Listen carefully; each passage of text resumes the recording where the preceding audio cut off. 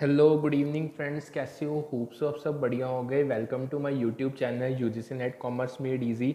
यहाँ पे आपको यूजीसी नेट दिसंबर 2024 के लिए कॉमर्स पेपर 2 जिसका कोड 08 है उसका कंप्लीट सिलेबस यूनिट वाइज करवाया जाएगा। यूनिट 1 से लेकर 10 तक आपको कंप्लीट तैयारी करवाई जाएगी along with the previous year questions. जो इंपॉर्टेंट टॉपिक्स है जिनको हमेशा यूजीसी टच करता है एग्जामिनेशन के पॉइंट ऑफ व्यू से, सारे कवरअप करवाए जाएंगे फ्री ऑफ कॉस्ट।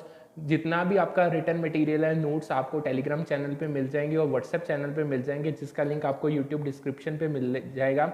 सो दोनों चैनल्स को सब्सक्राइब कर लो। यूट्यूब चैनल पे आपको डेली बेसिस पे क्लासेस करवाई जाएंगी फ्री ऑफ कॉस्ट। नोट्स आपको WhatsApp channel plus Telegram channel दोनों पे अवेलेबल हैं।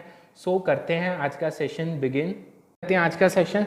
देखो, अब हम करने जा रहे हैं बिजनेस फर्म्स जो होती हैं उनके क्या उद्देश्य हैं, क्या उनके लक्ष्य हैं, क्या उनके ऑब्जेक्टिव्स हैं। अब जो बिजनेस फर्म्स हैं ना, जो जितनी भी जो अलग अलग बिजनेस जिनको कैरी आउट कर रहे हैं, जो उनके ऑब्जेक्टिव्स हैं ना, यानी जिन कारण के लिए वो बनी है वो वेरी करते हैं, मतलब वो अलग अलग है। हर फर्म का अपना ऑब्जेक्टिव होगा। यानी बहुत सारे ऐसे फैक्टर हैं जो जिनको ऑब्जेक्टिव मतलब वो फैक्टर्स ऑब्जेक्टिव्स को इन्फ्लुएंस करते हैं। इन शॉर्ट यानी वो ऑब्जेक्टिव उन फैक्टर्स पे डिपेंड करते हैं। जैसे आपके बिजनेस की नेचर क्या है, वो मैन्युफैक्चरिंग बिजनेस है, ट्रेडिंग फर्म है, या इंडस्ट्री के डायनामिक्स क्या है, इंडस्ट्री आपके बिजनेस फर्म को फेवर कर रही है, आपके अगेंस्ट जा रही है, या आप उसके फ्लो में जा रहे हो। ओनरशिप स्ट्रक्चर क्या है, मतलब आपका बिजनेस प्राइवेट है, सोल प्रोप्राइटरशिप है, पार्टनरशिप है, या आप समझ लो आपकी कंपनी है, जॉइंट स्टॉक कंपनी होगी, और उसमें कितने तरीके के स्टेक होल्डर, मतलब कितने कितने बंदे इन्वॉल्व हैं, मतलब वो बंदे जो किसी न किसी वे में जिनका बिजनेस में इंटरेस्ट है वो कौन कौन है। सो ये सारी ये तो मैंने 3-4 आपको मेन चीज़ें बताई। ऐसी बहुत सारी चीज़ें हैं जिस पे आपके ऑब्जेक्टिव जो बिजनेस फर्म के वो डिपेंड करते हैं। सो अब कुछ कॉमन ऑब्जेक्टिव्स करने जाने, यानी जो main common mean the sense, यानी जो मेन ऑब्जेक्टिव है बिजनेस फर्म से, जिनमें से क्वेश्चन आता ही आता है। देखो, वैसे तो आप कोई भी ऑब्जेक्टिव और भी हो सकते हैं, क्योंकि ये कोई लिस्ट एग्जॉस्टिव नहीं है कि मतलब आप एक मतलब मैं आपको 15-20 बता दूं तो वहीं पे ये खत्म हो जाएंगे। बहुत सारे ऑब्जेक्टिव्स हैं, क्योंकि फैक्टर्स जो इनको अफेक्ट करते हैं वो बहुत ज़्यादा हैं। सो स्टार्ट करते हैं। सबसे पहला जो ऑब्जेक्टिव आता है वो आता है प्रॉफिट मैक्सिमाइजेशन का, जो कि एक फंडामेंटल ऑब्जेक्टिव है बिजनेस का, फर्म्स का। यानी कोई भी फर्म हो, चाहे वो एक छोटे लेवल की हो, मिडिल लेवल की हो, या पूरे हाई एमएनसी हो, हर एक बिजनेस का मेन ऑब्जेक्टिव प्रॉफिट मैक्सिमाइजेशन का ही होता है, क्योंकि बिजनेस किए ही प्रॉफिट कमाने के लिए जाते हैं। अगर प्रॉफिट नहीं है तो फिर अब वो बिजनेस नहीं होगा, और अगर आपने मुनाफा ही नहीं कमाया, आपने इन्वेस्टमेंट पे आपको रिटर्न ही नहीं मिली, तो फिर आप उस चीज़ को करोगे ही क्यों। सो जो आप प्रॉफिट्स को मैक्सिमाइज करते हो, ये एक फंडामेंटल ऑब्जेक्टिव है सारे बिजनेसेस का, यानी मोस्ट ऑफ द बिजनेसेस का। अब जो प्रॉफिट कमाया जाता है वो ना एक as a measure of financial success और सस्टेनेबिलिटी है। मतलब सिंपल वे में देखो, जौन सी फर्म जितना ज़्यादा प्रॉफिट कमाएगी, यानी उतना ही उसे सोसाइटी में ये कंसीडर किया जाएगा कि वो उसका फाइनेंशियल सक्सेस हो रहा है, वो मतलब आगे ग्रोथ के पाथ पे बढ़ रही है, वो सस्टेनेबल है, मतलब वो आगे लंबे टाइम तक चलेगी। अगर किसी फर्म का प्रॉफिट आना ही बंद हो गया तो डैम श्योर है वो कुछ ही टाइम पीरियड में शटडाउन पॉइंट पे पहुंच जाएगी और बंद हो जाएगी। सो प्रॉफिट इस चीज़ को बताता है कि जो बिजनेस फर्म है वो ग्रो कर रही है या डिक्लाइन हो रही है या कांस्टेंट चल रही है। सो फर्म्स जो क्या है ना, वो हमेशा इतनी ही कोशिश करते रहते हैं कि वो ना अपने रेवेन्यू को इंक्रीज कर सके। यानी रेवेन्यू वो पैसा जो चीज़ें प्रोडक्ट्स को बेच के सर्विसेज को रेंडर करके मिलता है, जितना ज़्यादा फर्म्स रेवेन्यू को इंक्रीज कर पाएंगे उतना ही उनका प्रॉफिट मार्जिन इंक्रीज होगा। ये तो एक तरीका प्रॉफिट को बताने का। देखो, ज़्यादातर आपके ना हाथ में नहीं होता कि आप रेवेन्यू को बढ़ा सको, क्योंकि कस्टमर्स ने चीज़ें खरीदनी है, ये उन पर डिपेंड करता है कि वो आपके प्रोडक्ट और सर्विसेज को लाइक करते हैं या नहीं करते। सो ये कहीं ना कहीं एक एक्सटर्नल फैक्टर। सेम वे में अगर ये चीज पॉसिबल नहीं है, तो अगर आपने प्रॉफिट बढ़ाना है तो आप कॉस्ट को मिनिमाइज कर लो। देखो, कॉस्ट तो आपके हाथ में है ना, आप चीजें बना रही हो, इतनी optimum level economics of scale पे जाकर प्रोड्यूस करो कि आपकी कॉस्ट मिनिमाइज हो जाए। यानी आपको हर एक ऑपरेशन या हर एक एक्टिविटी की मिनिमम लेवल ऑफ, यानी एवरेज मिनिमम लेवल कॉस्ट का पड़े। क्योंकि आपको पता है प्रॉफिट का फॉर्मूला क्या होता है, total revenue minus total cost. या तो रेवेन्यू बढ़ा दो तब आपका प्रॉफिट इंक्रीज हो जाएगा, या अपनी टोटल कॉस्ट को मिनिमाइज कर दो तब भी प्रॉफिट इंक्रीज हो जाएगा। इवन ये सारी चीज़ें तब ही पॉसिबल है, आप अपना प्रॉफिट तब ही मैक्सिमाइज कर सकते हो अगर आप ऑपरेशनल एफिशिएंसी अचीव कर रहे हो। यानी जो आप बिजनेस कर रहे हो उसमें आपको एफिशिएंसी है, यानी आपने एफिशिएंसी अचीव कर ली, आपने वेस्टेज मिनिमाइज कर दी, चाहे वो मटीरियल की हो, चाहे टाइम की हो, चाहे लेबर की हो। आप बहुत अच्छी मतलब फुल कैपेसिटी पे मशीन्स को यूटिलाइज कर रहे हो, आपका जो रॉ मटेरियल एलोकेशन है वो बहुत अच्छी है, रिसोर्सेज की एलोकेशन बहुत अच्छी है। सो जब ये सारी चीज़ें फेवर में जाती है तो यानी आप ऑपरेशनल एफिशिएंसी पे काम कर रहे हो। अब इसमें पेपर में एक क्वेश्चन आया बहुत बारी जो प्रॉफिट मैक्सिमाइजेशन के अंदर आता है, इकोनॉमिक प्रॉफिट और अकाउंटिंग प्रॉफिट क्या होता है।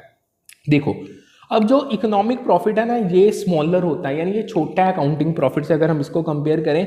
क्यों? क्योंकि देखो जो इकोनॉमिक प्रॉफिट है ना इसमें जस्ट दोनों कॉस्ट आती हैं, एक्सप्लिसिट भी और इम्प्लिसिट भी। अगर मैं आपको सिंपल लैंग्वेज में बताऊं, देखो दो कॉस्ट होती है इकोनॉमिक्स में, एक एक्सप्लिसिट यानी जो बाहरले बंदों को पे की जाती है, मतलब ये वो कॉस्ट है जो आप पैसे में, कैश में या किसी भी फॉर्म में पे कर रहे हो। इम्प्लिसिट कॉस्ट है ना ये आपके खुद के, यानी जो आपकी ये इम्प्यूटेड कॉस्ट होती है, यानी जो आपके सेल्फ ओन्ड इनपुट्स है। अगर मैं आपको एग्जांपल दूं, पहले दोनों चीज़ों को ना एग्जांपल से समझा देता हूं। फॉर एग्जांपल एक आपने बिजनेस काम शुरू करना, आपने फैक्ट्री लगानी है।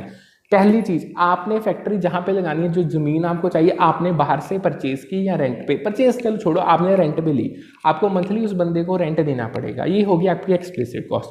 सेकंड ऑप्शन आपके पास है, आपके पास आपकी खुद की जमीन थी, आपने उस पर ही बिजनेस स्टार्ट कर दिया, यानी अब आपको अब इसको जब अगर आपने अपनी खुद की ज़मीन अपने लिए यूज़ की, आपको बाहर तो नहीं रेंट देना पड़ रहा ना, बट इकोनॉमिक्स में उसकी भी वैल्यू है।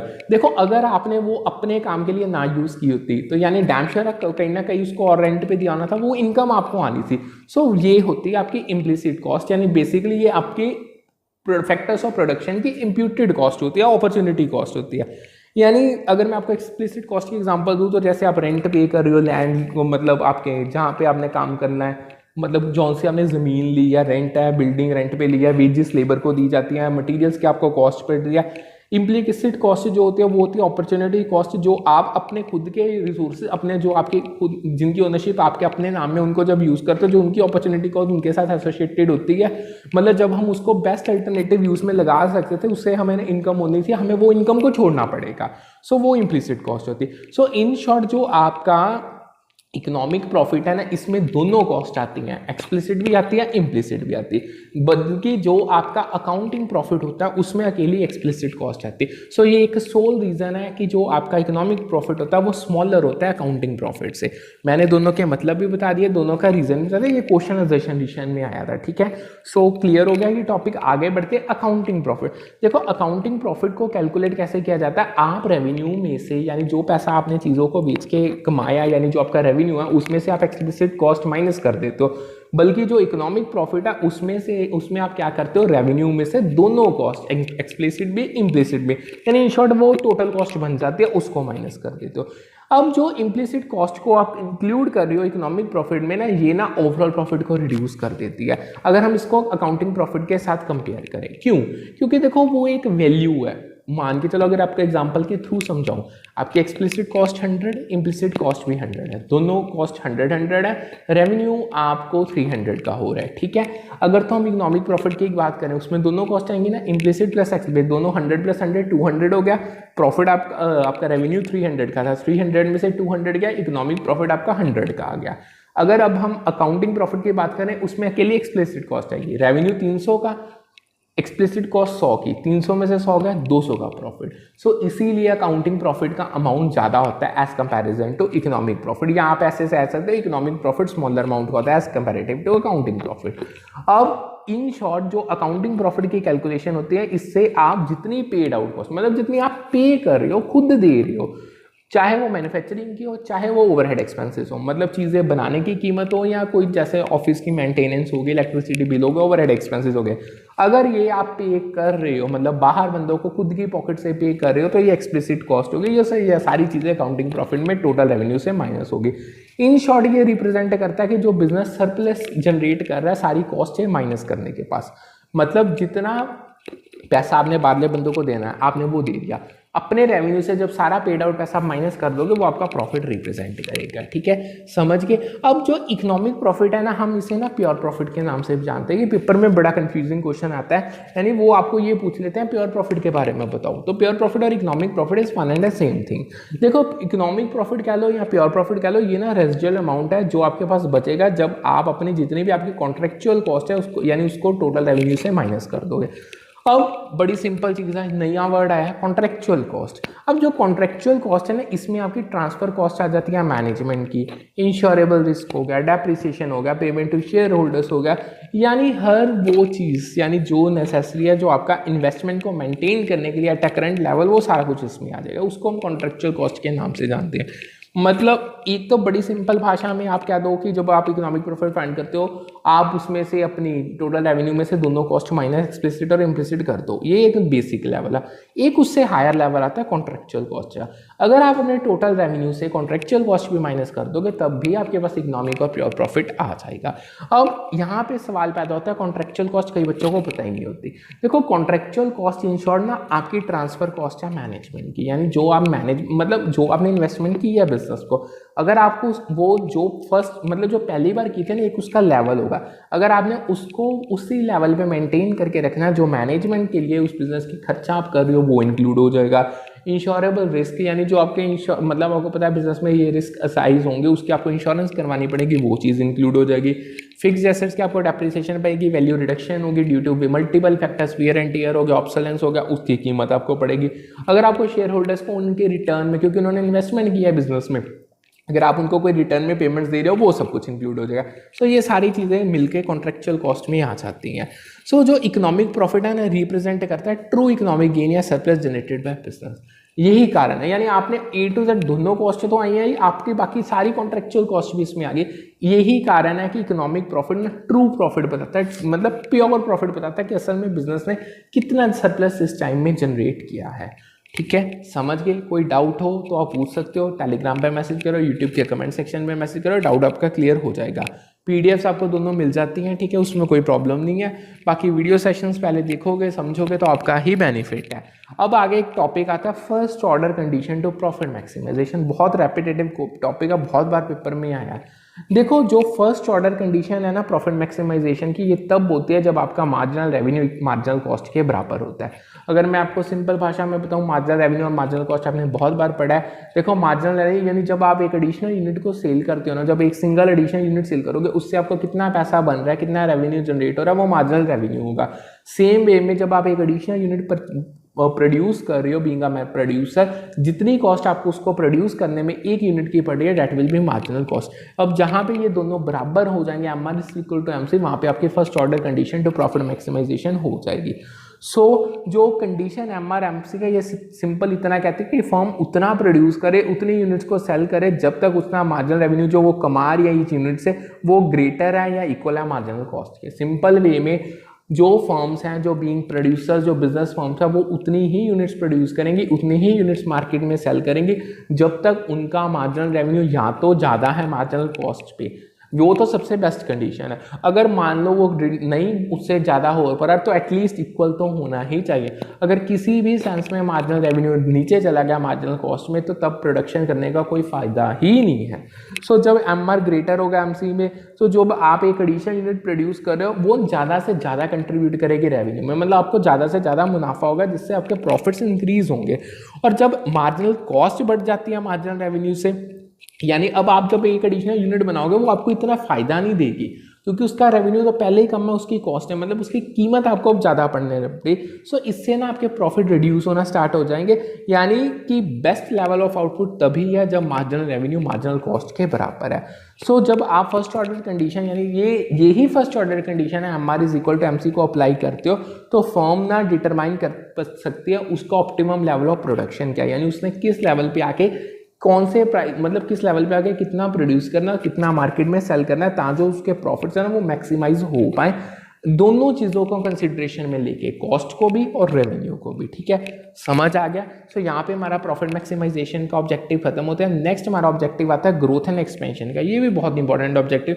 देखो जब कोई बिजनेस इस्टेब्लिश होती है ना, फॉर्म इस्टेब्लिश, हर बंदे का एम यही होता है कि वो ग्रो करे, वो एक्सपैंड करे, वो अपना बिजनेस एक बड़े लेवल पे लेके जाए।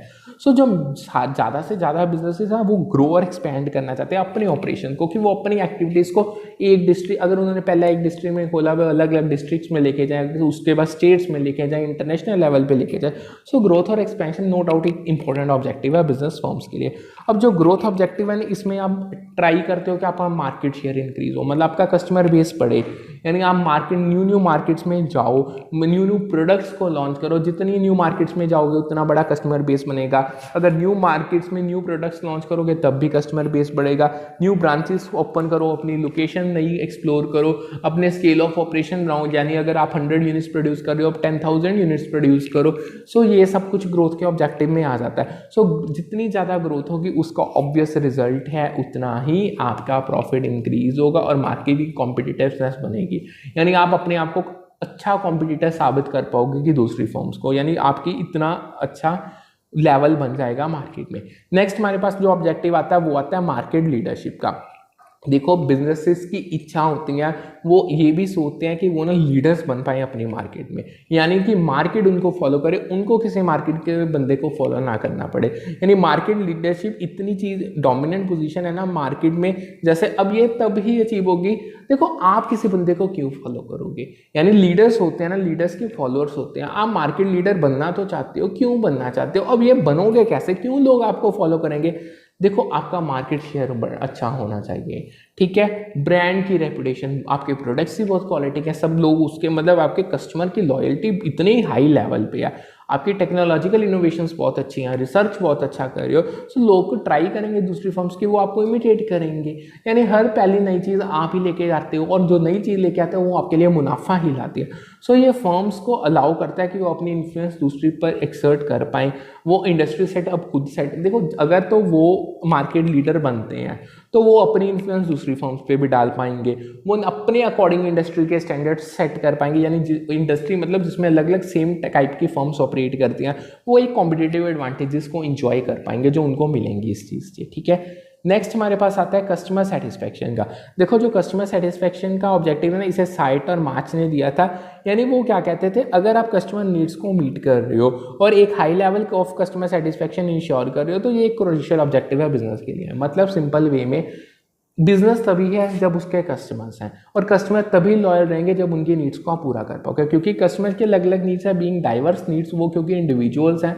अगर आप उन सभी नीड्स को पूरा कर पा रहे हो और कस्टमर को हर रूप में सेटिस्फाई कर रहे हो, मतलब आपका ऐसा कोई भी कस्टमर नहीं है जो आपके बिजनेस से निराश होकर गया, मतलब उसको अच्छे रिजल्ट्स ना मिले हो, तो ये बिजनेस को ये दो चीज़ें अचीव करना उसका एक ऑब्जेक्टिव है। क्योंकि जो सेटिस्फाइड कस्टमर होते हैं, एक तो वो रिपीटेड कस्टमर बनेंगे, पहला पॉइंट। मतलब सिंपल वे, अगर आप एक बिजनेस से सेटिस्फाई हो, एक तो पहले आप खुद उसके साथ स्टिक करोगे और वो ही एक नए कस्टमर्स का, पोटेंशियल कस्टमर्स का सोर्स भी बन जाती हैं। यानी वो आगे भी बिजनेसेस को रिकमेंड करते हैं, ताकि इससे ना बिजनेस का लॉन्ग टर्म सक्सेस चलता रहेगा। सो जो कस्टमर सेंट्रिक ऑब्जेक्टिव है ना, उसका मेन फोकस यही होता है कि क्वालिटी, मतलब कस्टमर के रिगार्डिंग जो आपने ऑब्जेक्टिव्स बनाने हैं, आपने यही है कि प्रोडक्ट्स क्वालिटी भी देनी है, मतलब टॉप मोस्ट नॉच की क्वालिटी क्या प्रोडक्ट्स दो, उसके आफ्टर सेल सर्विसेज बहुत अच्छी दो, आपके कस्टमर्स के हमेशा आपके साथ पॉजिटिव एक्सपीरियंस होने चाहिए, कॉस्ट भी नॉर्मल रखो, उनकी रेंज में रखो, मतलब इन शॉर्ट हर ऐसी वो चीज़ करो जिससे कस्टमर आपका सेटिस्फाई रहे। नेक्स्ट हमारे पास जो ऑब्जेक्टिव आता है वो आता है इनोवेशन एंड अडेप्टेशन का। अब जो बिजनेसेस हैं वो रिकॉग्नाइज कर रहे हैं आज के टाइम में इनोवेशन की इंपॉर्टेंस को, क्योंकि जो अब का सिनेरियो, अब मार्केट डायनामिक्स डेली बेसिस पे चेंज हो रहा है। जो कंपनी ज़्यादा इनोवेशंस कर रही है, जिसके ज़्यादा इनोवेटिव प्रोडक्ट्स हैं, वो ही बिजनेसेस ग्रो कर रहे हैं। सो इंपॉर्टेंस जो इनोवेशन के ना आज के टाइम में बिजनेसेस ने बहुत रिकॉग्नाइज किया, वो अडेप्ट कर रहे हैं मार्केट कंडीशन के अकॉर्डिंग। जैसे जैसे मार्केट कंडीशंस चेंज हो रही है वो उनके अकॉर्डिंग अडेप्ट कर रहे हैं। अब जो ऑब्जेक्टिव्स है इनोवेशन के रिगार्डिंग, उसमें आप न्यू प्रोडक्ट्स डेवलप करो, यानी जितना नई टेक्नोलॉजीज आ रही हैं उनको यूज़ करके न्यू प्रोडक्ट्स बनाओ। बिजनेस मॉडल्स आप ऐसे बनाओ कि आप हमेशा अपने कॉम्पिटिटर से एक स्टेप अहेड रहो, मतलब इन शॉर्ट आपके पास कोई ना कोई कॉम्पिटिटिव एडवांटेज होनी ही चाहिए। जितनी आपकी कस्टमर डिमांड में, चाहे वो एकदम से सडन कोई कस्टमर न्यू चीज़ की डिमांड करता है, उसको जल्दी से जल्दी विद क्वालिटी मेंटेन उसको पूरा करो। यानी अपने जितनी आपको मार्केट में न्यू अपॉर्चुनिटीज़ मिल रही है, आप उनको ट्राई करो कि वो आपके फेवर में जाए, यानी आप उसको फर्स्ट वन नो कि उसको टैप कर पाओ, ठीक है। ये इनोवेशन एंड अडेप्टेशन है। नेक्स्ट हमारे पास जो ऑब्जेक्टिव आता है वो आता है cost efficiency and cost leadership का। देखो बिजनेसेस ट्राई कर रहे हैं अपनी तरफ से पूरा कि वो कॉस्ट एफिशिएंसी को अचीव कर पाए। कॉस्ट एफिशिएंसी मतलब मीन्स जब वो प्रोडक्ट्स और सर्विसेज को मैन्युफैक्चर कर रहे हैं या अपने बिजनेस को कंडक्ट कर रहे हैं, उनकी जो एवरेज टोटल कॉस्ट है ना वो कम से कम हो, यानी मिनिमम लेवल पे हो। यानी ये चीज़ तब भी पॉसिबल है जब आप रिसोर्सेज को ऑप्टिमाइजली यूज़ करो, यानी ऑप्टिमाइज करो रिसोर्सेज, उनकी वेस्टेज मत करो, उनके एलोकेशन प्रॉपर करो, वेस्टेज को रिड्यूस करो किसी भी हद में, जो आपके फालतू के फिजूल खर्चे हैं उनको रिड्यूस करो। मतलब देखो ठीक है, एक्सपेंडिचर नेसेसरी है बिजनेस को रन करने के लिए, बट वो विद इन लिमिट्स होना चाहिए, यानी जहाँ पे ज़रूरत है वहीं पे करो।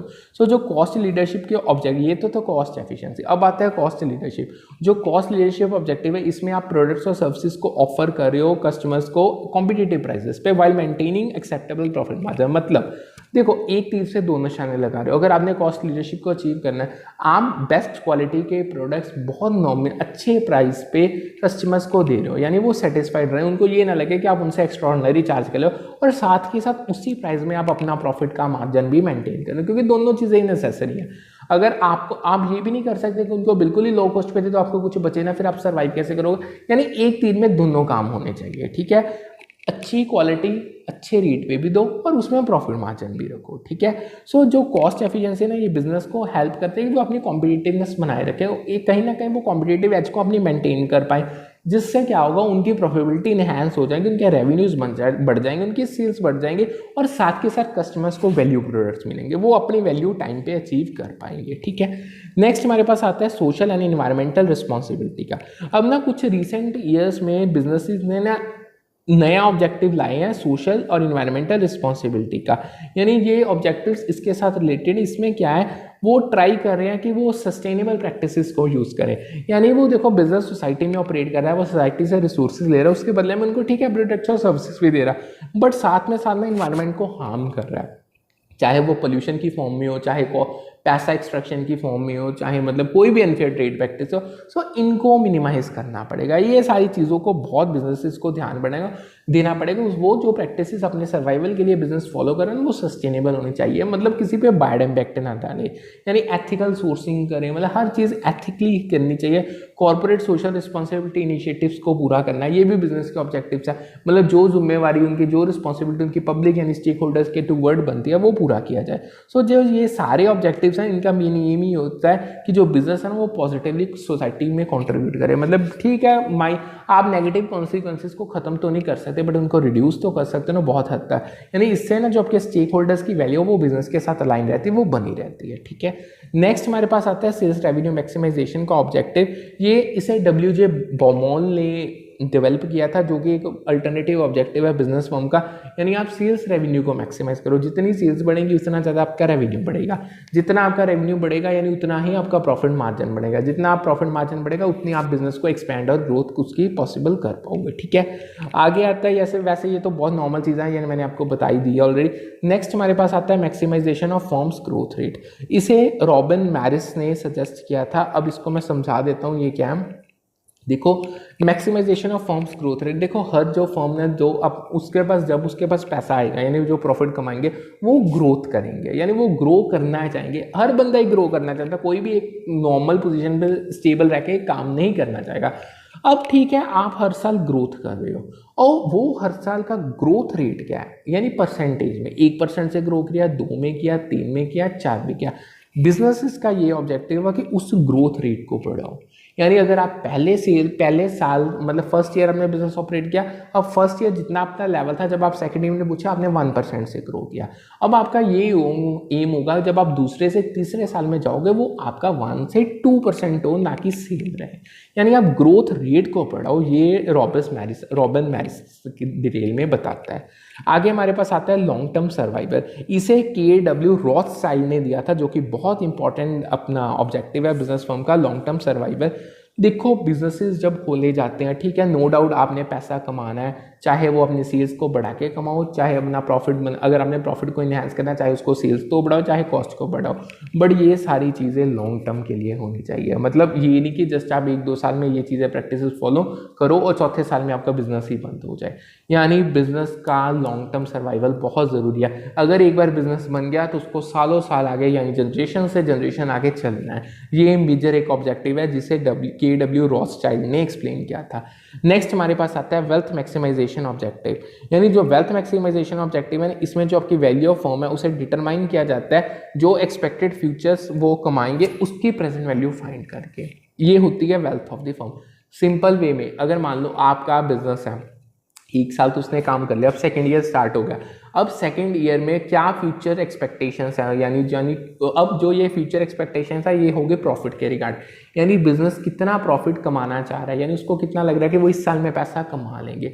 आप उस चीज़ की यानी वो एक्सपेक्टेशन की प्रेजेंट वैल्यू फाइंड करते हो, उसे हम वेल्थ मैक्सिमाइजेशन कहते हैं। यानी जो ये अप्रोच है ना ये टाइम वैल्यू ऑफ मनी को कंसीडर करती है, जिसका मतलब ये है कि जो फ्यूचर प्रॉफिट्स है उनको डिस्काउंट कर दिया जाता है प्रेजेंट वैल्यू पे और वो रिफ्लेक्ट करती है जो बिजनेस का वर्थ है आज। अब मैंने तो आपको एक ईयर की एग्जांपल दिया, इसमें एक ईयर नहीं होता, इसमें आगे फ्यूचर के 10 साल होते हैं, क्योंकि एक ईयर की टाइम वैल्यू तो चलो इतना फर्क नहीं पड़ता। मान के ऐसे चलो अगर 5 साल से एक फर्म ऑपरेट कर रही है और 6 साल यानी 6th ईयर जब उसने स्टार्ट किया तो वो अपने 10 साल का प्रॉफिट मार्जिन फाइंड करेगी, मतलब 10 साल में उसको कितना मुनाफा होगा उसको आज के प्रेजेंट टाइम में डिस्काउंट कर दिया जाएगा with the help of time value of money. ये भी हम टॉपिक करेंगे, ये भी आता है डिटेल में। सो उसको डिस्काउंट करके प्रेजेंट वैल्यू फाइंड की जाएगी, उससे पता चलेगा कि आज का उसका वर्थ क्या है, यानी वो उसका वर्थ रिफ्लेक्ट करेगी। ठीक है, सो क्लियर है। आगे एक अगेन जो आपका ना नेक्स्ट आता है वो आता है कहाँ पे गया, फर्म्स ग्रोथ रेट मैक्सिमाइजेशन। ये तो मैम यानी चाहे आप फर्म्स ग्रोथ रेट मैक्सिमाइजेशन कहते हो चाहे आप कह दो maximization of firms growth rate, ये रॉबिन मैरिसन का था, one and same thing. Next आगे आता है मैनेजरियल यूटिलिटी फंक्शन मैक्सिमाइजेशन, ये बड़ा न्यू ऑब्जेक्टिव है। मैनेजरियल यूटिलिटी फंक्शन मैक्सिमाइजेशन इसे विलियमसन डीई ने दिया था। देखो वो क्या कह रहे हैं, जब आप कैलकुलेट करते हो जो आपके फ्यूचर प्रॉफिट है उसकी प्रेजेंट वैल्यू को, तब फर्म ना असेस कर सकते हैं कि उसके पोटेंशियल रिटर्न्स क्या होंगे इन्वेस्टमेंट पे, और वो डिटरमाइन कर पाएंगे कि वो फ्यूचर में जो एक्सपेक्टेड वेल्थ जनरेट करना चाहते हैं शेयर होल्डर्स वो कर पाएंगे या नहीं कर पाएंगे। इस चीज़ को और डिटेल में समझो। देखो आपने अपने अगले 10 सालों की वैल्यू प्रॉफिट्स की एक्सपेक्टेशंस तो फाइंड कर ली, आपने उसको डिस्काउंट भी करा दिया। अब जो डिस्काउंट करके आपके पास वैल्यू है ना उसको आप अच्छे से स्टडी करोगे, वो आपको बताएंगे, उसको आप एनालाइज कर पाओगे कि जो आपने इन्वेस्टमेंट्स की हैं यानी जो उससे आपको फ्यूचर में रिटर्न्स मिल रही है वो आपके शेयर होल्डर्स जो रिटर्न्स चाहते हैं बदले में, क्योंकि उन्होंने बिजनेस में पैसा लगाया, वो पूरी कर पाएंगे या नहीं कर पाएंगे। सो ये होता है मैनेजरियल यूटिलिटी फंक्शन मैक्सिमाइजेशन। यानी जो ये अप्रोच है ना सिंपल ये कंसीडर करती है कि जो फर्म की प्रॉफिटेबिलिटी है ना और जो उसका मेन फोकस है वो होना चाहिए अपने ओनर्स की वेल्थ को मैक्सिमाइज करना। प्रॉफिट अगर आप मैक्सिमाइज करोगे तब ही आप अपने शेयर होल्डर्स की वेल्थ, यानी इन शॉर्ट जिन बंदों ने पैसा लगाया, यानी ये खास करके ना कंपनी का फंक्शन है, जिन बंदों ने यानी जो शेयर होल्डर्स ने इन्वेस्टमेंट की आपके बिजनेस में, अगर उन्होंने 1000 रुपया लगाया आपकी रिस्पॉन्सिबिलिटी बनती है आप उसको 10,000 करके वापस मोड़ो। ये होता है इंक्रीजिंग यानी maximizing the wealth of shareholders. ठीक है, समझ आ गया। सो यहाँ पे हमारे मेजर ऑब्जेक्टिव्स खत्म होते हैं। अब आती हैं कुछ ऐसी चीज़ें जो बड़ी इंपॉर्टेंट है, जिसमें से नंबर 1 भी आता है। अब ये इंपॉर्टेंट टॉपिक्स हैं, बहुत बार मतलब पेपर में रिपीट हुए, उनको साथ के साथ करवा देता हूँ। सबसे पहले आता है उन्होंने ना क्वेश्चन में एक मैचिंग का क्वेश्चन डाला था, यानी एक बार नहीं बहुत बार डाला था। वो उन्होंने आपको एक थ्योरीज ऑफ प्रॉफिट दे दी और वो कह रहे थे उसको जो उसके कॉरस्पॉन्डिंग इकोनॉमिस्ट है ना उनके साथ कंपेयर करो। देखो सबसे पहले जो आपकी रिस्क थ्योरी ऑफ प्रॉफिट है उसे हॉले ने दिया था, ये आपको याद रखनी पड़ेगी। देखो मैं आपको ना बड़ी तरीके से चीज़ें करवाना हूँ, जब ये चीज़ की जहाँ पे डिटेल की रिक्वायरमेंट होगी ना वहाँ पे डिटेल में करेंगे, जहाँ पे जितनी सफिशिएंट है वहाँ पे उतनी ही करेंगे। जो आपकी रिस्क थ्योरी ऑफ प्रॉफिट है उसे आपके हॉले ने दिया था। सेकंड हमारे पास आती है इनोवेशन थ्योरी ऑफ प्रॉफिट, जिसे स्कम्पीटर ने दिया था, यानी स्कम्पीटर एक ऐसा इकोनॉमिस्ट है जिसने इनोवेशन थ्योरी ऑफ प्रॉफिट को डेवलप किया था। रेंट थ्योरी ऑफ प्रॉफिट हमें वॉकर ने दी थी, यानी बीइंग एन इकोनॉमिस्ट उसने हमें rent theory of profit provide की थी। Dynamic theory of profit Clark ने हमें दी थी। सो ये थे उसके बेसिकली मतलब कंपैरिजन। सो उसका आपको राइट आंसर बताना था, वो मैंने आपको बता दिया। देखो जो अल्टरनेटिव ऑब्जेक्टिव है ना, जो फर्म की ग्रोथ रेट का मैक्सिमाइज करने का, उसमें भी ना जो मैंने एक चीज़ आपको बता दूं, ये तो थ्योरिस्ट के हमने मैच कर लिए। जो आपका ना अल्टरनेटिव ऑब्जेक्टिव है कि आपने फर्म का ग्रोथ रेट का मैक्सिमाइज करना ना, उसमें ना कुछ मैनेजरियल और फाइनेंशियल कंस्ट्रेंट्स आते हैं, उनको रॉबिन मैरिसन ने बताया था।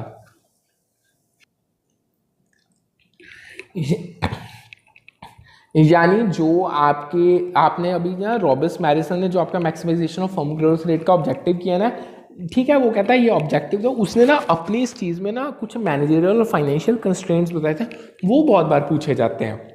यानी वो आपको क्वेश्चन में कह देते हैं कि जो मैनेजरियल और फाइनेंशियल कॉन्स्ट्रेंट्स आते हैं जब आप फर्म का ग्रोथ रेट मैक्सिमाइज कर रहे हो, उसको किसने एडवोकेट किया था, तो आंसर उसका भी सेम होगा, तो उसको भी रॉबर्ट मैरिस ने ही एडवोकेट किया था, यानी उसने प्रपोज किया था मैनेजरियल यूटिलिटी मैक्सिमाइजेशन थ्योरी को।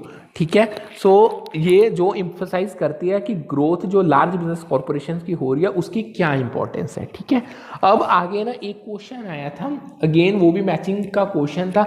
उन्होंने आपको बिजनेस फर्म्स के ऑब्जेक्टिव दे दिए थे और कह रहे थे आप इनको मैच करके बताओ कॉरस्पॉन्डिंग हाइपोथेसिस के साथ। देखो जो आपका फर्म्स मैक्सिमाइजेशन ऑफ फर्म का ग्रोथ रेट है, maximization of firms growth rate, ये मैरिस हाइपोथेसिस के नाम से भी जाना जाता है। रॉबिन मैरिस ने इसे दिया था, सो हम इसे मैरिस हाइपोथेसिस के नाम से भी जानते हैं।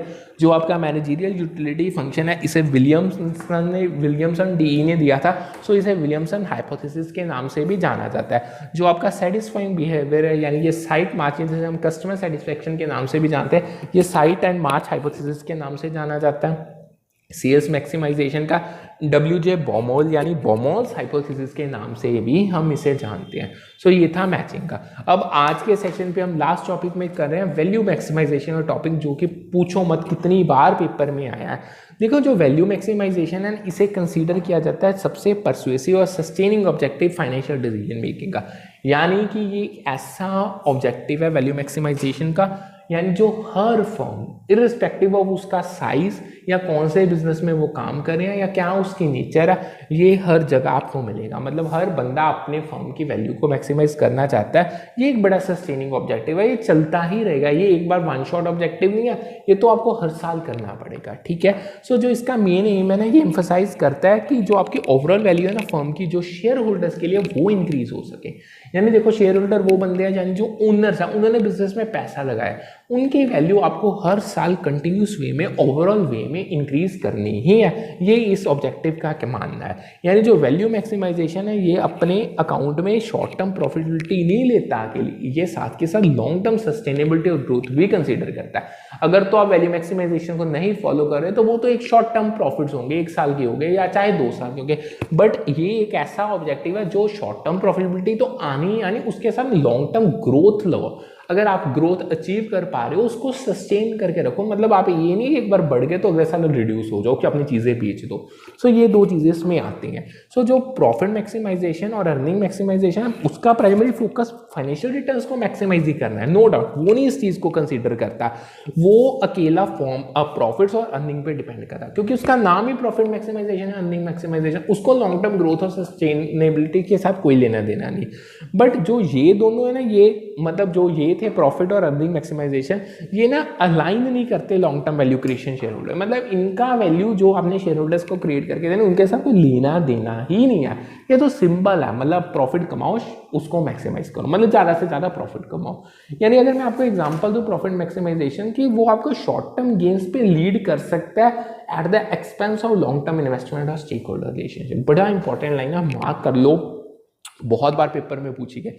देखो ऑब्जेक्टिव दोनों बड़े सिंपल है, प्रॉफिट मैक्सिमाइजेशन और वैल्यू मैक्सिमाइजेशन। अब जो प्रॉफिट मैक्सिमाइजेशन उसका सीधा मुद्दा ये है, उसका सीधा सीधा कहना ये है, प्रॉफिट कमाओ जैसे मर्जी कमाओ। मतलब बहुत इंपॉर्टेंट लाइन बोली है मैंने, कमाओ जैसे मर्जी कमाओ। मतलब चाहे आपकी रिलेशनशिप स्टेक होल्डर्स के बनी रहती है चाहे नहीं रहती है, आपने प्रॉफिट कमाना है। बट जो वैल्यू मैक्सिमाइजेशन है वो ये कहता है प्रॉफिट कमाओ, साथ ही साथ शेयर होल्डर्स की वैल्यू बढ़ाओ, उनको लॉन्ग टर्म सस्टेन करके रखो बिजनेस में। सो इन शॉर्ट जो आपका वैल्यू मैक्सिमाइजेशन है ये ब्रॉडर पर्सपेक्टिव, बहुत बड़ा नजरिया मतलब इंक्लूड करता है। ये शेयर होल्डर्स के लिए एक सस्टेनेबल वैल्यू क्रिएट करके देता है, यानी उनकी जो नेट प्रेजेंट वैल्यू है फ्यूचर कैश फ्लोज की, उसको मैक्सिमाइज करता है। मतलब आने वाले सालों में जो शेयर होल्डर्स पैसा कमाएंगे उसको इंक्रीज करके उसकी प्रेजेंट वैल्यू फाइंड करके उनको बताएगा, यानी उनको इंकरेज करेगा, देखो अगर आप आप यहाँ पे रहते हो, सस्टेन करते हो अपनी इन्वेस्टमेंट को, तो फ्यूचर में आपको इतने सारे प्रॉफिट्स होंगे, ठीक है। सो इसमें बहुत सारे वैल्यू मैक्सिमाइजेशन में ऑब्जेक्टिव्स कंसीडर किए जाते हैं, रिस्क कंसीडर किया जाता है, क्योंकि जो बिजनेस है वो तो अनसर्टेनिटी के क्लाउड के अंदर काम कर रहा है। टाइमिंग कंसीडर की जाती है, कॉस्ट ऑफ कैपिटल यानी इन्वेस्टमेंट उठाने का जो कीमत पड़ी है वो की जाती है। इसी चीज़ों को मद्देनजर रख के इन्वेस्टमेंट डिसीजंस लिए जाते हैं।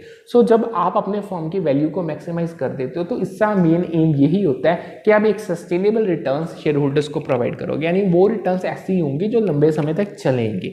मतलब ये नहीं कि एक साल रिटर्न दे दी अगले 10 साल आपने उनको पैसा मोड़ा ही नहीं। So in short overall wealth organization की इंक्रीज हो जाएगी। सो यहाँ पे आज का सेशन मतलब ऑब्जेक्टिव्स ऑफ फर्म का हमारा टॉपिक पूरा कंप्लीट होता है।